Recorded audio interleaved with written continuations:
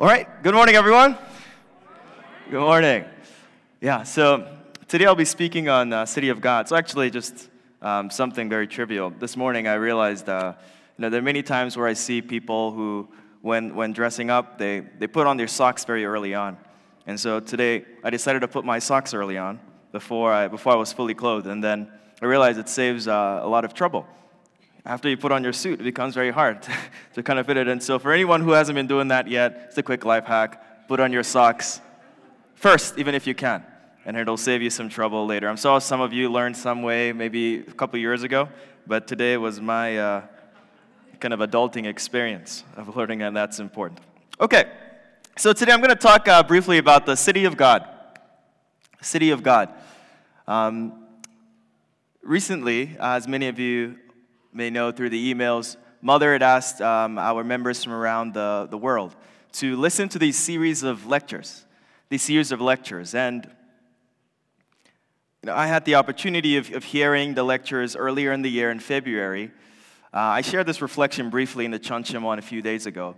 But these are lectures. The first one is an introduction. The second one is about Heavenly Parent.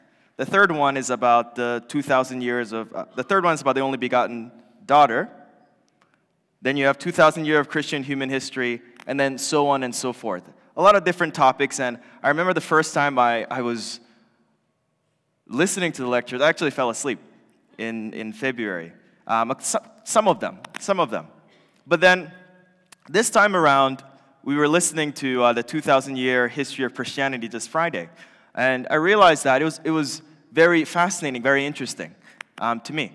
Unlike in February when I had first heard it. And my just very brief reflection was that the main difference between then and now was that I just completed one semester in HAI, UTS. And my class was on the history of Christianity. And so I came to understand more deeply how God has been working through history, how God has been working with the Christians. And so the quick revelation that I had was that, Mother may say many things, and they can be so deep, but how it's understood is largely our portion of responsibility. If we study the Word, if we increase our capacity and understanding, we'll be able to understand more deeply what Mother is trying to say. And it's the same reason why some of us read the Divine Principle, and in the morning during Chuncheon 1, we read the Mother of Peace, the memoir. We read it over and over again, but each time it's like something new. Something new comes up, right? And so that's the nature of kind of our dialogue and understanding Heavenly Parent and True Parent. So today's talk, I'm going to try to keep it as briefly as I can. It's on City of God. City of God. And this is on the theme of kingdom building. The kingdom that we're building. And I'll get to exactly why it's titled that. But since the crucifixion of Jesus, Christianity was very difficult. Right? Many of you know that the apostles, many of them were martyred. And then up until 313, the year 313, when Constantine kind of legalized, Christianity in the state of Rome, many people who were Christian were persecuted. But the question still remained. At that time, we were consolidating theology, the understanding of who God is, who Jesus is in relation to God. But the question that kept coming up is reconciling the goodness of God and the existence of evil and suffering. So then at that time, you had many different theologies trying to explain that point. And one of them was called the Irenaean theodicy. Some of you already know this, and he's a forerunner in one sense, explaining the nature of God and humans in the Garden of Eden as we understand it more deeply today. But essentially, he states that humans are created not perfect, but in a state of immaturity. And then he goes on to emphasize that actually the fall that happens was intended. And beyond that is that it was intended for mankind to be able to develop their character, to grow in maturity. And so this was an opportunity for them to develop through overcoming evil. So that's early on.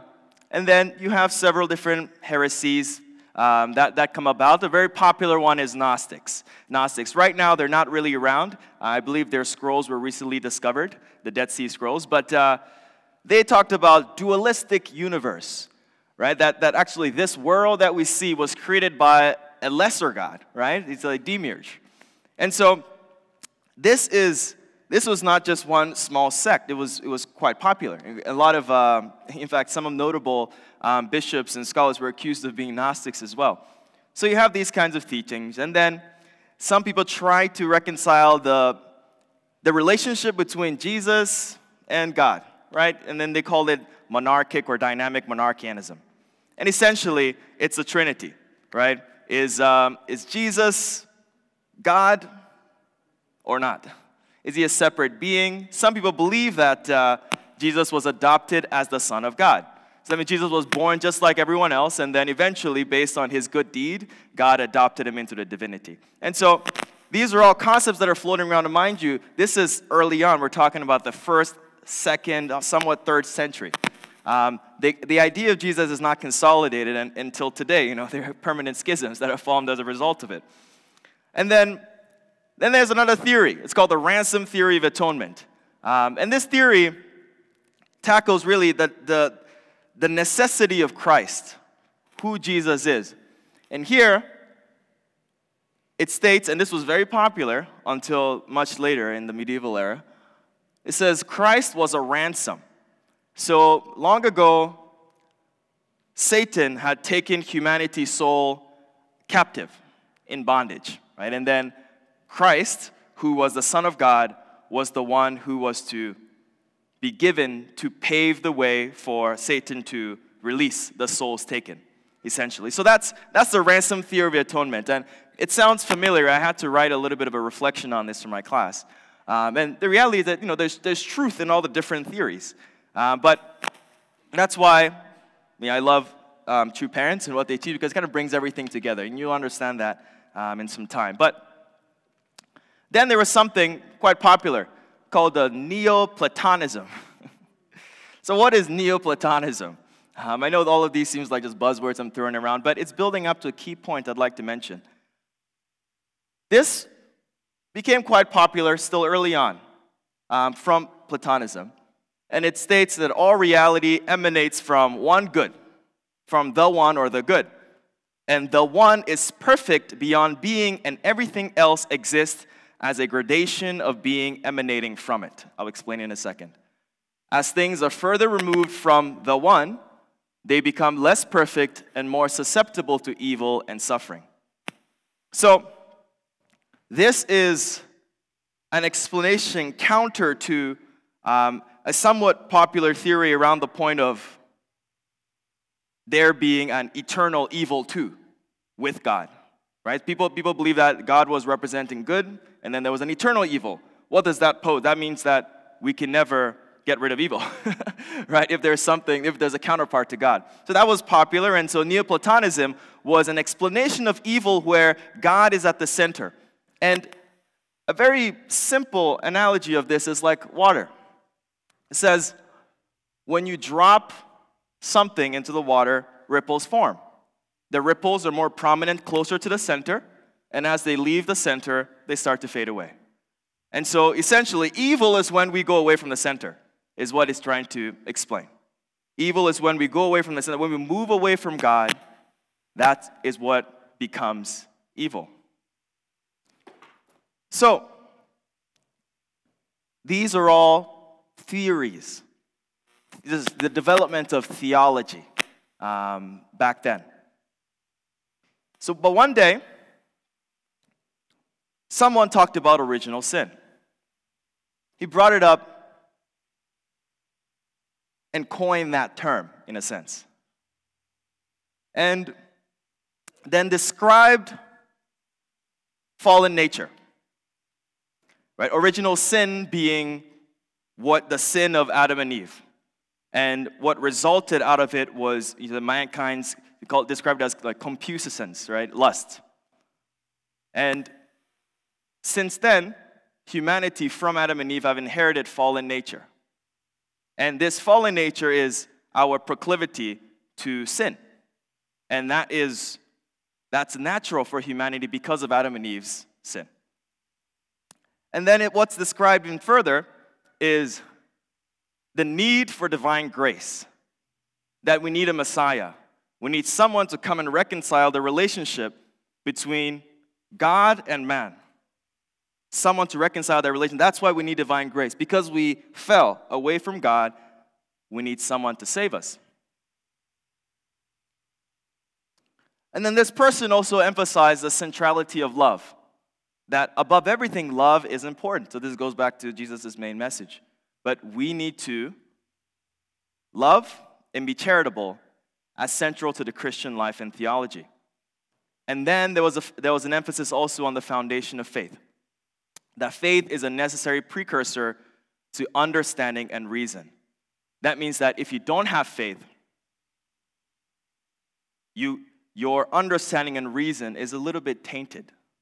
We need to start there, building a foundation of faith before substance. And so, all of these may sound like very familiar terms, but a key figure in the history of Christianity who coined this was St. Augustine.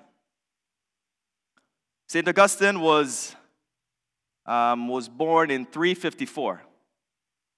And he's a very notable person in the history of Christianity. Because some of you may see in the points that we just mentioned, the original sin, fallen nature, the need for a Messiah, centrality of love, and foundation of faith. It's something that has passed down. And many scholars understand that and quote this. I was actually reading a book by Jordan Peterson maybe 5 years ago, and then he coined original sin from St. Augustine. And so, why did he come to these conclusions? I think a good example, once we look at his life. One day he was sitting next to an orchard or something of that sort, and he heard, "Take up and read, take up and read, take up and read, take up and read." These words, probably shouted by a child playing, floated over the fence of the garden in Milan and struck the ears of a dejected professor of rhetoric who sat under a fig tree and cried, "How long, Lord, how long will it be? Tomorrow and always tomorrow? Why does my uncleanliness not end this very moment?" The child's words seemed to him words from heaven. So, this is St. Augustine. The book is by Gonzalez. But, in essence, he is a professor of rhetoric, but he has a teacher in, Ambrose. Some of you may know him. And for quite some time, he's been putting away delving fully into the church, becoming a bishop, becoming a priest, serving in the church. And so this was a key moment for him to pick up. When he says take up and read, for him he was alluding to the Bible. So he picks up the Bible and he starts reading. And that becomes a huge turning point for St. Augustine. And it's important to know that right around that time, there was something called the sack of Rome. Sack of Rome. There's a famous adage, Rome wasn't built in a day. When we talk about Roman Empire was powerful, right? For centuries and centuries, it lasted. But there was a turning point, and this was in 410 AD, or CE, when at that point in time, Christianity was made the state religion of the Roman Empire by Theodosius. But prior to that, Rome was predominantly pagan, right? People were worshiping their idols, worshiping their gods. But what happened? People were worshiping their gods, and all of a sudden you could say the sect of Nazarenes, or eventually Christianity, come up, and then there's a lot of prosecution of Christianity. But what happens is eventually you have a leader in Constantine who believes that the Christian God is stronger than the pagan God, so goes to war leading with that, and then he wins the war. So it sets as a precursor for the establishing of the state religion as Christianity. So what happens? Not too long, so this was 380. 380 is when Christianity became the state religion of Rome. Only 30 years later, the Visigoths. They called it the Germanic invasions. The people from the west come and attack Rome.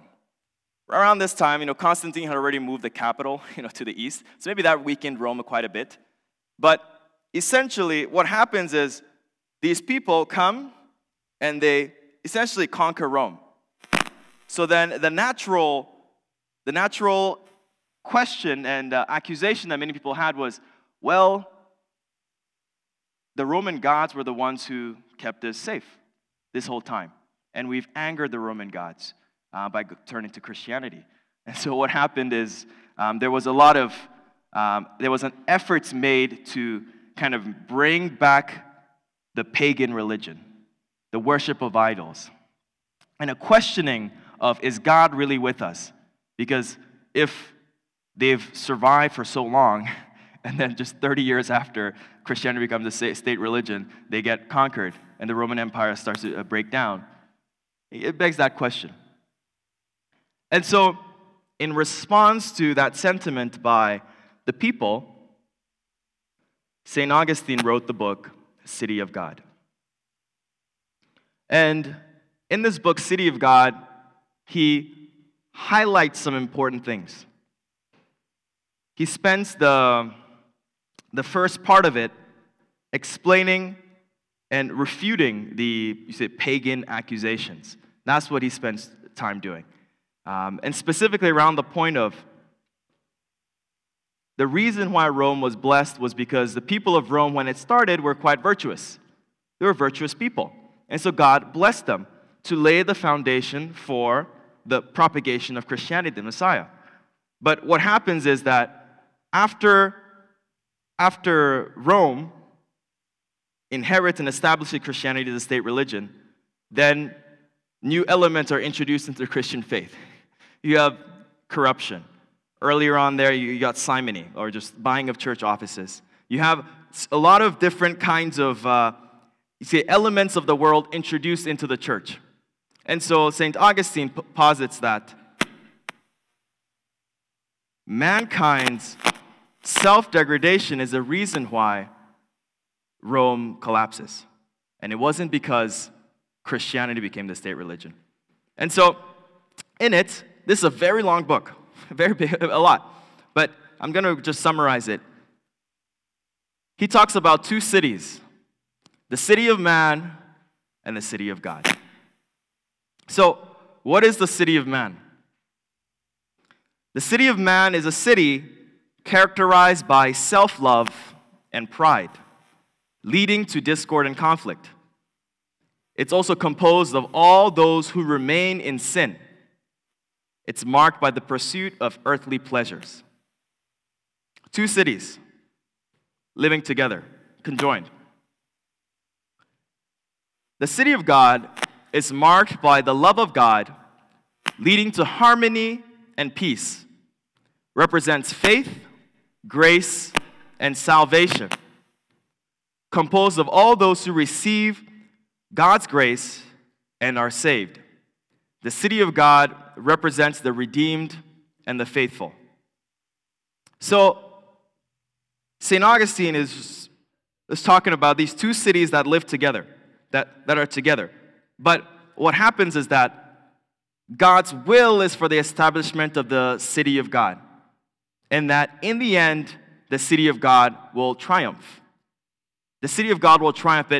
The key point, the reason I'm just bringing it up here is, it's a precursor to our understanding of the kingdom of heaven on earth. This is one of the forerunners to our understanding of it, and True Parents have done an incredible job laying it out for us. But I'm just visiting something of the old. And he says it's marked by the love of God, leading to harmony and peace. That means that if a city isn't marked by the love of God, then it is not the city of God. Consequently, it would lead to its damnation. The people of that city of God have faith, receive grace, and also salvation. And with that, they live in harmony and peace. So then, he just compares the two.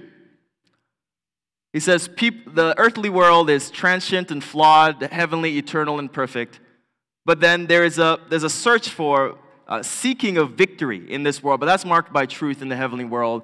Earthly world, kind of, people are seeking peace, but it's marked by felicity in the heavenly world. And then people seek life here, but it's marked by eternity in the heavenly world.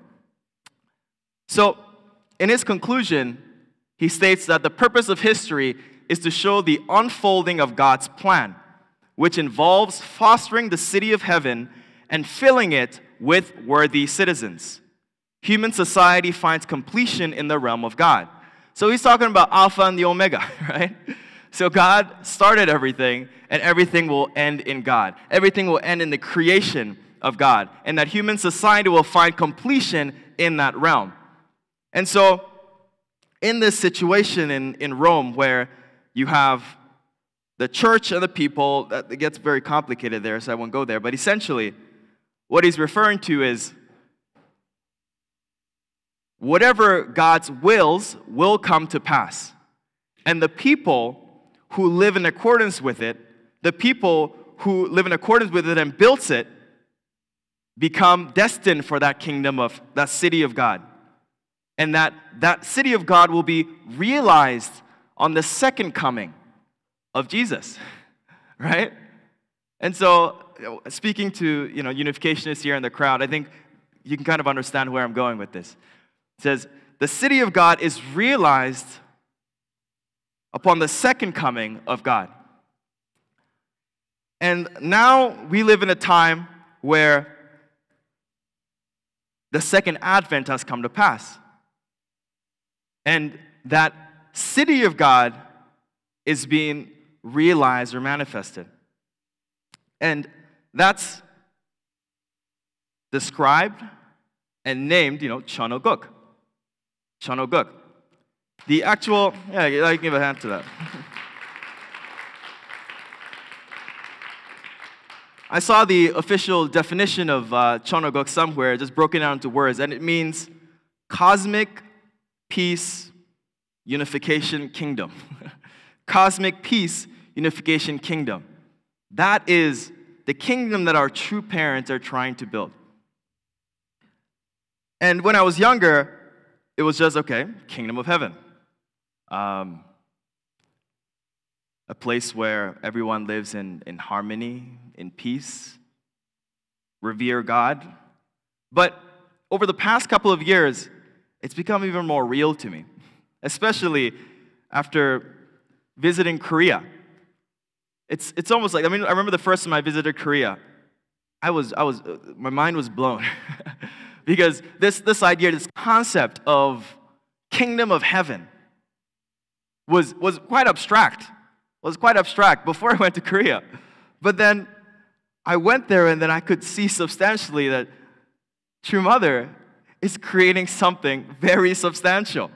It's creating a space where we can come to really feel God's love. Almost be in the bosom of God. And so, it has places like a Cheonshimwon in Korea, right? It's amazing when you go in there, the energy, the spirit you feel. It's almost otherworldly. And next year, the Cheongwon-gun is going to be built. Yeah, let's give a hand to that.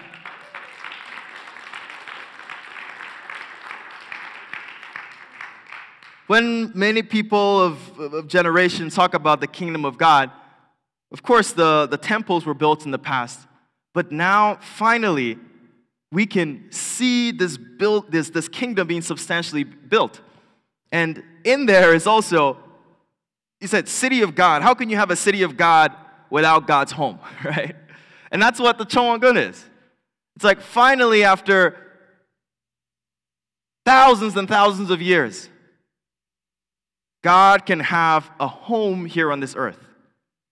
God is not just the God of the heavens. It's a God of the earth, of the created world.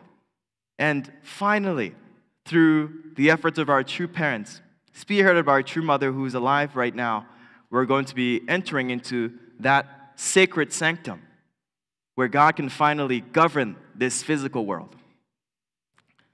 And the master plan goes much deeper. Some of you have seen this picture before. This is Cheonpyeong. Cheonpyeong master plan, right? They have the Cheonjeonggun, Cheongwon-gun, Cheong, everything, everything you can think. It's right there. But it's this beautiful city. And it's not old. It's not this old, rugged, pick up your brick and mortar, build your house kind of place. It's beautiful. It's beautiful. So much so it even had the first electric boat. Electric boat made in, I don't know if it's the world, but I know in South Korea, it was the very first one.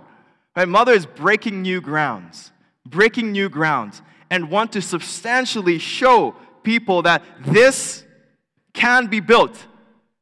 And this is being built, and that we get to participate in it during our lifetime. Let's give a hand to our true mother.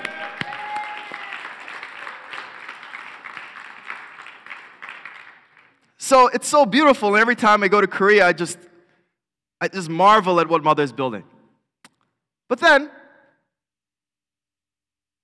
I think of Las Vegas, and I remember, true parents invested so much here. The Cheoncheonmon.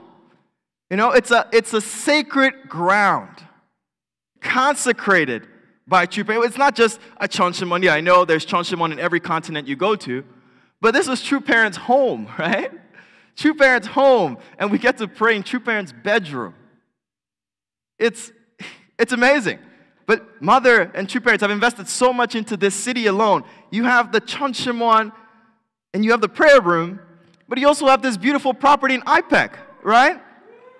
This is the International Peace Education Center. And True Parents' vision from Dr. Kim's lecture in the 7-day workshop, he explains a little bit about the vision behind all of what True Parents did here. True Parents' hope was that many people come to Las Vegas for gambling. Apparently, people come here to get married. A lot of people marry here. People come here for various different reasons. And it's coined Sin City for a reason. But if there's a lot of traffic here, how about people come here and be touched by the Word of God? If people are coming here anyways, how about what they leave with is not just a souvenir from down the strip, but a souvenir of God in their heart, bringing them back home. And so True Parents invested so much here. This is nowhere else in America. It's nowhere else here. The Cheoncheonmon is nowhere else in this mainland of America. To have that much access to such a place. And so, long ago, True Father wanted to turn this place into the shining city. From Sin City to shining city. And then recently, when I first moved to Las Vegas, Dr. Kim mentioned that True Parents' hope is to turn this city into the holy city. Wouldn't that be a story? And it's almost like the tale of when the city of man becomes the city of God. And I know this is possible. This is possible because True Parents have said it's possible. This is possible because of the miracles we see happening here. And this is possible and will be made possible if we can truly believe it and act on it. So, that's how I'll conclude today's message. Next week, we'll go a little bit more deeper into the citizens of Cheonoguk, but that'll be it for today. Thank you very much.